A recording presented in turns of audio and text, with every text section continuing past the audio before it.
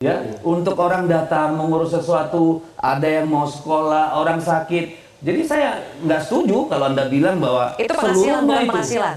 Itu bukan penghasilan, Pak. Malah Terus tekor kadang-kadang malah kata Bang lebih Deddy. dari tekor saya kira, ngutang kita.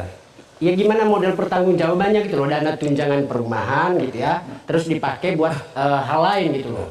Sekarang saya tanya, seluruh kementerian, seluruh yang lain dapat tunjangan apakah ada? Jadi jangan hanya ke DPR. Tunjangan perumahan untuk lembaga negara yang lain, untuk BUMN, apakah ada detailnya? Apakah tidak langsam? Ya saya pikir Enggak, itu jawab dulu. Jangan saya pikir. bukan, Karena itu data. Bukannya itu kemudian kita berikan kepada DPR tugas untuk mengecek kementerian-kementerian itu. Mestinya kan kita dengar dari DPR kemudian apa yang mereka bisa temukan gitu ya dari penggunaan keuangan Enggak, negara. kita yang sedang dilakukan berkonteks oleh kan kementerian. tentang DPR.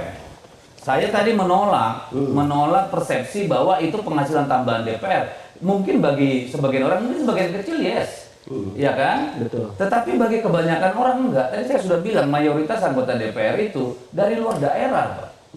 Ya mereka tentu harus sewa rumah, bahkan mungkin harus nyicil untuk selama 5 tahun gitu loh. Nggak serta-merta lah.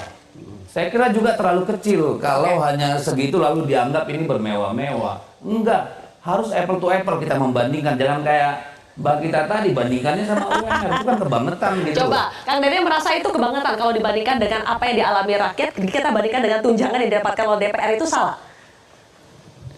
Jadi sebetulnya prinsipnya begini, yang harus kita pikirkan adalah ketika penugasan sebuah negara dengan fasilitasnya, itu harus semua itu harus mendapat perlakuan yang sama. Saya sepakat, ada yang dari Kalimantan, ada yang dari Sulawesi, mereka harus tinggal di Jakarta. Terus dari mana pembiayaannya? Karena mereka juga harus tinggal dengan keluarganya.